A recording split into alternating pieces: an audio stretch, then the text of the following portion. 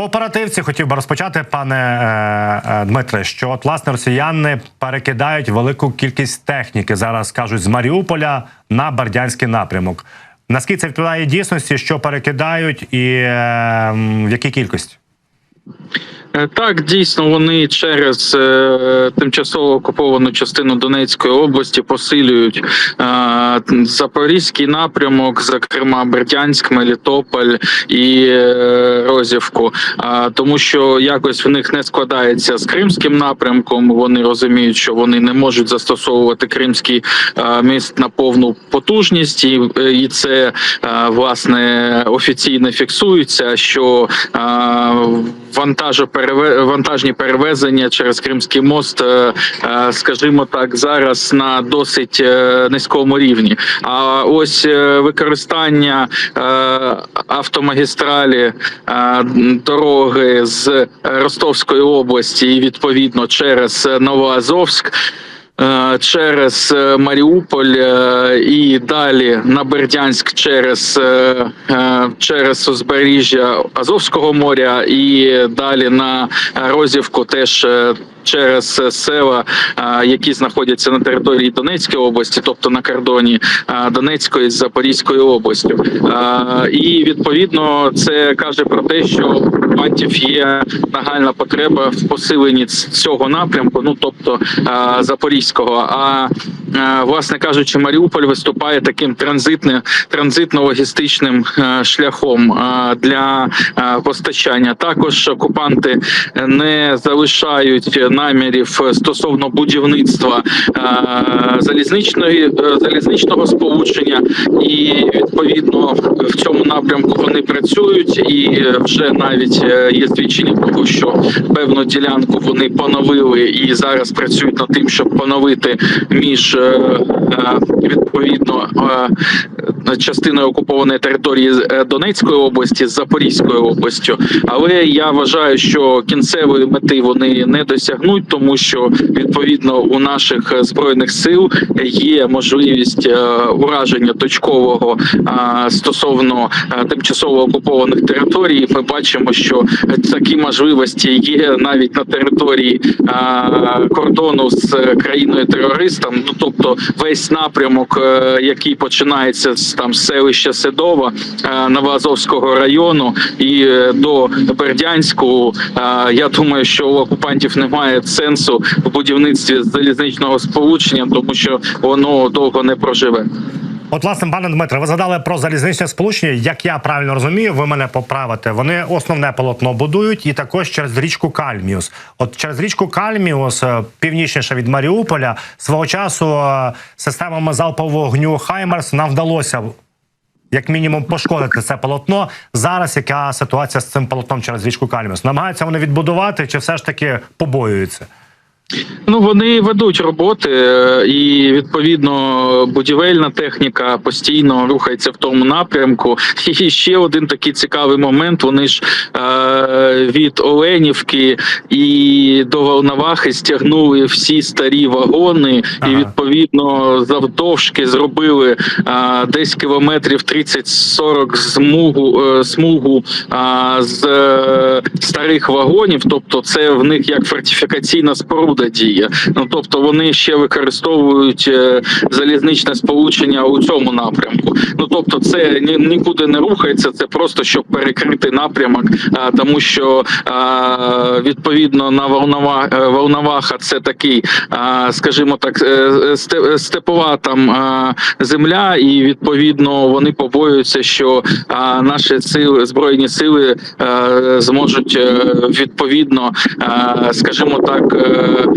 зробити там певні неприємності для окупантів.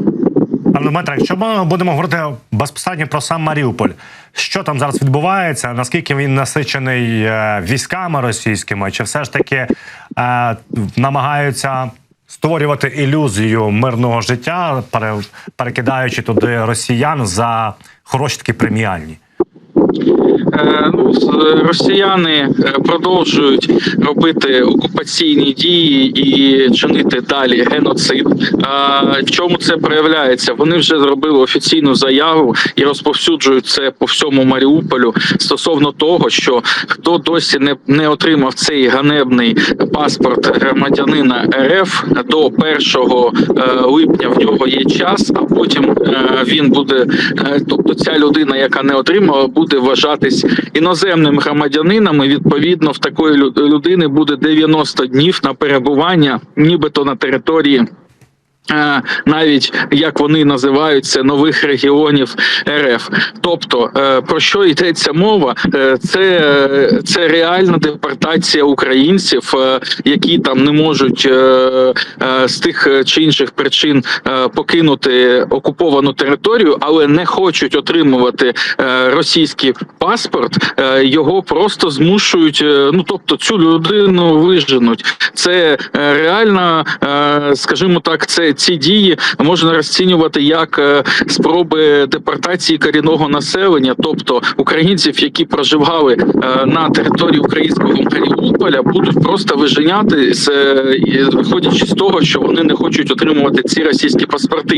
І відповідно вони посилюють в цьому роботу. Тобто уявіть собі, за перший рік, у 22-му році, добровільно російські паспорти отримали менше 5 тисяч тих мешканців, які там залишились.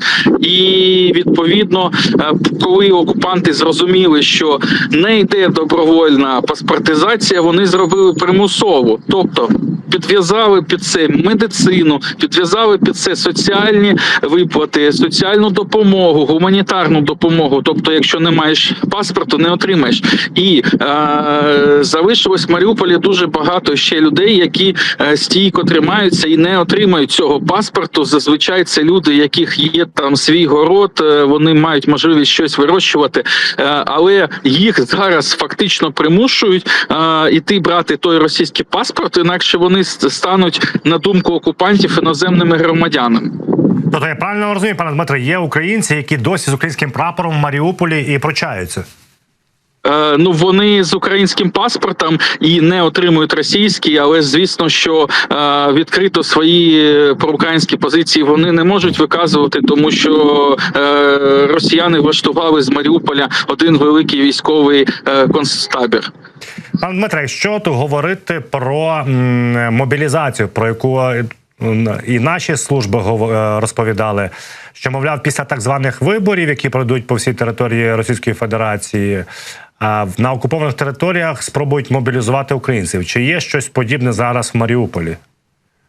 Я би назвав це підготовчою фазою, тобто вони на протязі навіть 2022 року збирали дані про мешканців. У 2023 році вони створювали так званий реєстр виборців і відповідно ту примусову паспортизацію. І кожен, хто з чоловіків отримав цей російський паспорт, він вже автоматично, скажімо так, під галочкою у окупантів. Тобто в них залишився тільки момент самого старту. Тобто самі списки, в них є навіть відділ мобілізаційної роботи, він трошки по-іншому називається, щоб там не лякати, але очолював його там один з колаборантів, і відповідно він вів цю підготовку, скажімо так, напівтаємними шляхами, але вся інформація у окупантів є. І як тільки поступить команда від ватажків окупаційного уряду, вони можуть цей процес запровадити. Пане Дмитре, дякую вам за цю інформацію. Дякую, що регулярно розповідаєте, як український Маріуполь і що витворяють там окупанти. Сподіваюся, з кожним днем ми все ближче і ближче до того, аби прогнати окупантів з нашої землі. Звичайно, це не буде просто, і ми бачимо, що це надто важке завдання, але ми з усім але наголошу на тому, що Збройні Сили України мають можливість, хоч і дистанційно, але діставати вже окупантів на будь-якій території тимчасово окупованій нашої країни. І крім того, ми прекрасно знаємо, як працює партизанський рух, в тому числі особливо в Маріуполі. Пане Дмитре, дякую вам. Дякую. Нагадаю, з нами був депутат Маріупольської міської ради Дмитро Забавін.